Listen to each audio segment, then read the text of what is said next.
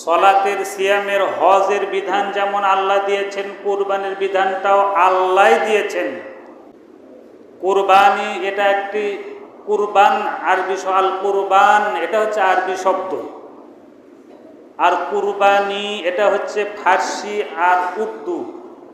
উর্দুতেও কুরবানি বলা হয়, ফার্সিতেও কুরবানি বলা হয়, আর আরবিতে যেটা পাওয়া যায় সেটা হচ্ছে কুরবান, আল কুরবান।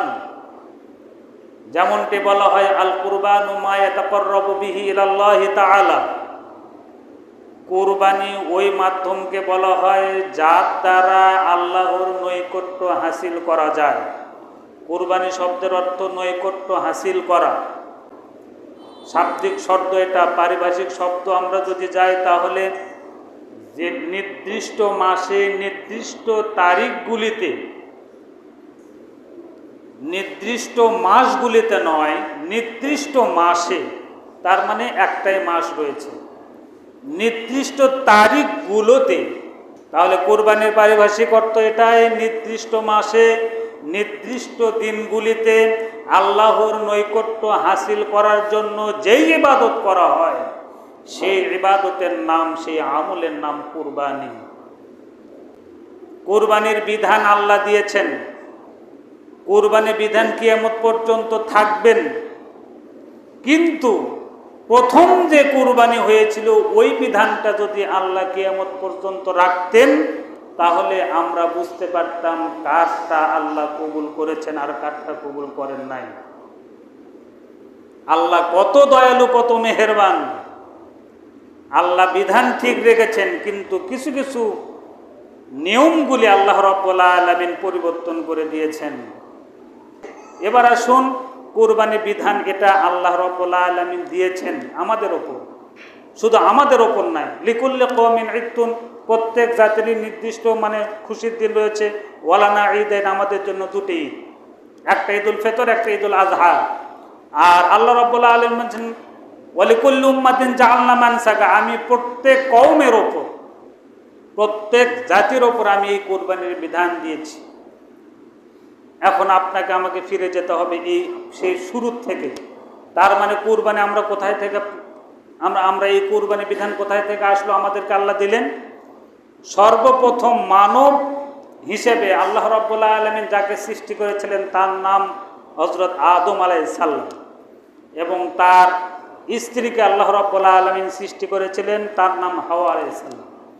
এই আদম এবং হাওয়াকে আল্লাহ রাব্বুল আলামিন যখন দুনিয়াতে প্রেরণ করলেন তখন তাদের বংশ বিস্তার শুরু হয়ে গেল, তাদের সন্তান, আল্লাহ রাব্বুল আলামিন তাদেরকে সন্তান দিলেন। এই সন্তান যখন দুনিয়াতে আসতো ওই সময় দুটি করে সন্তান আল্লাহ রাব্বুল আলামিন দান করতেন, একটা ছেলে একটা মেয়ে, এভাবে আল্লাহ রাব্বুল আলামিন দান করতেন। ঠিক এইভাবে চলে আসছিল।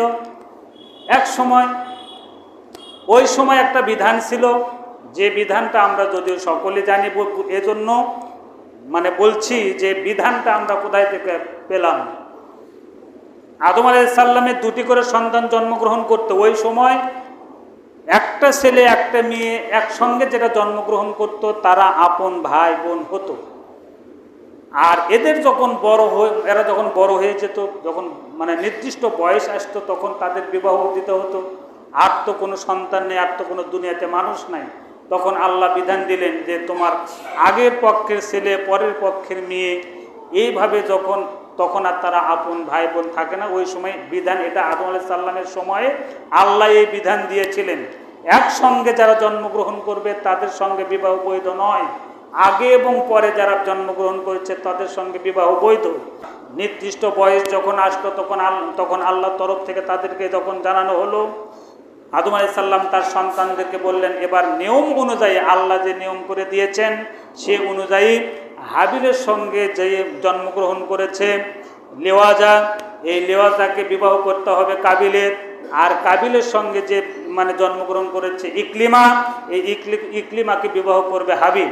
এটা কাবিল আর সহ্য করতে পারলো না। কাবিল বলল না, আমার সঙ্গে যে মেয়ে জন্মগ্রহণ করছে আমি তাকেই বিবাহ করব। এটা তখন বৈধ ছিল না, তখন তারা আপন ভাই বোন। প্রথমেই সে আল্লাহর হুকুম অমান্য করেছে। আদম আলাইহিস সালাম বললেন, না না, এটা আমার শরীয়ত নয়, আমার শরীয়ত আল্লাহ যেভাবে দিয়েছেন। অতএব প্রথমে সে অস্বীকার করলো, যে বললো না, আমার সঙ্গে যে জন্মগ্রহণ করছে এই সুন্দরী, অতএব আমি একই বিবাহ করব। অতএব সর্বপ্রথম শুরুতেই মানে তার মনের ভেতর কীরকম চিন্তা ভাবনা দেখুন। তখন বললেন, না এটা হবে না। ঠিক আছে, তোমরা জেদ যখন ধরলো, সন্তান তো জেদ যখন ধরলো, তখন বললেন ঠিক আছে তোমরা কুরবানি করো। হাবিল আলাইহিস সালাম, হাবিল তিনি কি করতেন, তিনি মানে তার দুম্বা ছিল, আর কাবিল তিনি কৃষি কাজ করতেন। হাবিল একটা সুন্দর দেখে একটা দুম্ব কুরবানির জন্য রেখে আসলেন, আর কাবিল কিছু শস্য গম রেখে আসলেন। ওই সময় বিধান ছিল আকাশ থেকে একটা আগুনের শিখা এসে ওটাকে জ্বালিয়ে দিত, আর যারটা জ্বালিয়ে দিত সেটাই কবুল হতো, যারটা জ্বালিয়ে দিত না, যেটা ওইভাবে পড়ে থাকলে কবুল হতো না। অতএব এই যে বিধান, কুরবানির বিধান ঠিক রয়েছে, কিন্তু কিছু কিছু সিস্টেম আল্লাহ রাব্বুল আলামিন পরিবর্তন করেছেন, চেঞ্জ করেছেন। তাহলে এই যে কুরবানি, যেটা এই কুরবানির বিধান আদম আলাইহিস সালামের সময় ছিল এবং ইব্রাহিম আলাইহিস সালামের সময়, এই কুরবানির মাঝখানে যে কুরবানির বিধান, এটা কোরআনে এবং হাদিসে ওইভাবে বর্ণনা পাওয়া যায় না। তবে আল্লাহ বলছেন ওয়ালিকুল্লি উম্মাতিন জাআলনা মানসাকা, অতএব কুরবানির বিধান আমি প্রত্যেক কওমের উপর, প্রত্যেক জাতির উপর বিধান রেখেছিলাম। মাঝখানে যে কুরবানির বিধান, এই বিধান পরবর্তীতে আর এভাবে স্পষ্ট জানা যায় না। তবে বিশ্বাস রাখতে হবে যে কুরবানির বিধান আল্লাহ রাব্বুল আলামিন দিয়েছেন। কুরবানি বিধান আদম আলাইহিস সালাম থেকে শুরু করে আমরা যে অবস্থায় আছি, আমরা আমাদের নবী, শেষ নবী, তার উপরে এই কুরবানি বিধান, তার মানে আমাদের উপরে কুরবানি বিধান আছে, এই বিধান আল্লাহ দিয়েছেন। এবার আসুন, কুরবানি আদম আলাইহিস সালাম থেকে শুরু করে তারপরে সব মানে ইব্রাহিম আলাইহিস সালামের সময় এসে কুরবানি, তখন তার সন্তানকে কুরবানি করার জন্য উদ্বুদ্ধ হলেন। আল্লাহ রাব্বুল আলামিন তাকে হুকুম করলেন, পরীক্ষা করলেন। ওই দিকে আর আমি আর যাবো না, সময় যেহেতু শেষের দিকে, ওই দিকে আমি আর যেতে চাচ্ছি না। আমি এতটুকু আপনাদেরকে উদাত্ত আহ্বান রাখতে চাচ্ছি যে কুরবানির বিধান এটা মানুষের তৈরি নয়, কুরবানির বিধান ইব্রাহিম আলাইহিস সালামের তৈরি নয়, কুরবানির এই বিধান আদম দেন নাই, কুরবানির বিধান ইব্রাহিম দেন নাই, কুরবানির বিধান আপনার এবং আমার নবী দেন নাই। কুরবানির বিধান আল্লাহ দিয়েছেন, যিনি ফরজ, যিনি সলাতের যিনি বিধান দিয়েছেন, তিনি হজের বিধান যিনি দিয়েছেন, যিনি সিয়ামের রোজার বিধান দিয়েছেন, তিনি এই কুরবানির বিধান তিনি দিয়েছেন। অতএব কুরবানি এটা আল্লাহর পক্ষ থেকে আল্লাহ আমাদেরকে দিয়েছেন। আর এই কুরবানি করতে হবে একমাত্র আল্লাহকে রাজি খুশি করার জন্য, মানুষকে দেখানোর জন্য নয়, সমাজের লোকদেরকে দেখানোর জন্য নয়, মানুষ খারাপ বলবে এমনটি নয়। একমাত্র উদ্দেশ্য হতে হবে আল্লাহ বিধান তুমি দিয়েছো, তোমার বিধান আমি পালন করার জন্য, এখান থেকে সব নেওয়ার জন্য, এবং আমি নিজেকে, আমার এই পশুত্বটাকে, আমার ভেতরের পশুত্বটাকে আমি কুরবানি করতে চাই। আমি প্রকৃত ইমানদার, মুত্তাকি, পরেজগার হতে চাই। ইন্নামা ইয়াতাকাব্বালুল্লাহু মিনাল মুত্তাকিন, নিশ্চয় আল্লাহ রাব্বুল আলামিন মুত্তাকিন যারা, তাদেরটাই, যে ব্যক্তি মুত্তাকি তারটাই কবুল করেন। মুত্তাকি যদি হতে পারেন তাহলে আপনার কুরবানি কবুল হবে। মুত্তাকি যদি না হতে পারেন, মুত্তাকি যদি আমরা না হতে পারি, তাহলে আমাদের গোশত খাওয়া ছাড়া আর কিছুই নয়। কারণ বিধান ঠিক রয়েছে, কিন্তু আগুনে সে আর খেয়ে যাবে না। আবার বিধান ছিল এক বছর, আল্লাহ রাসূল বললেন তোমরা 3 দিন খাও, বলছেন তোমরা খাও এবং সঞ্চয় করো। অতএব বিধান বারবার, বিধান, মূল বিধান ঠিক রয়েছে, কিছু কিছু নিয়ম এটা আল্লাহ রাব্বুল আলামিন দয়া করেছে। লিয়াযকুরু ইসমাল্লাহি আলা মা রাযাকাকুম মিন বাহিমাতিল আনআম, আল্লাহ রাব্বুল আলামিন বলছেন এই যে আমি যে বিধান দিয়েছি, এর ভেতর এই চতুষ্পদ জন্তু তোমরা যেটা জবাই করবে, আল্লাহর নাম নিয়ে জবাই করবে, আর এর ভেতর একটা রিজেক আমি আল্লাহ রাব্বুল আলামিন দিয়েছি, বলুন সুবহানাল্লাহ।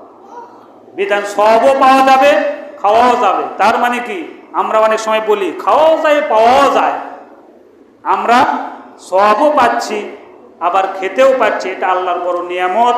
আল্লাহ রাব্বুল আলামিন আমাদেরকে যে বিধান দিয়েছেন, এই বিধান যেন আমরা সঠিকভাবে খুলুসিয়াত, হৃদয়ে, মনে, অন্তর নিয়ে যেন আমরা আল্লাহর এই বিধান পালন করতে পারি। আল্লাহ রাব্বুল আলামিন আমাদের সবাইকে সেই তৌফিক দান করুন। সকলে বলি আল্লাহুম্মা আমিন।